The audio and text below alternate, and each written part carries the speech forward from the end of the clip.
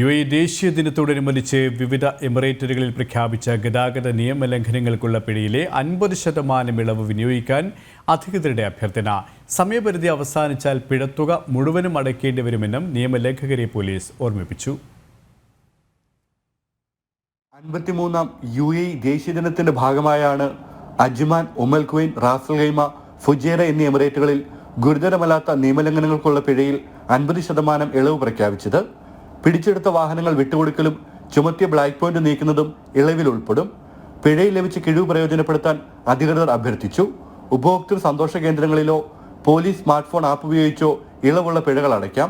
സമയപരിധി അവസാനിച്ചാൽ പിഴയുടെ മുഴുവൻ തുകയും അടയ്ക്കേണ്ടി വരും.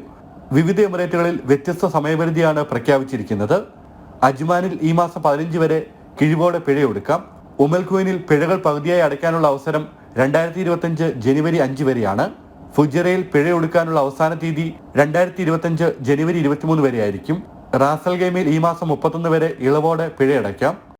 ജനം, ദുബായ്.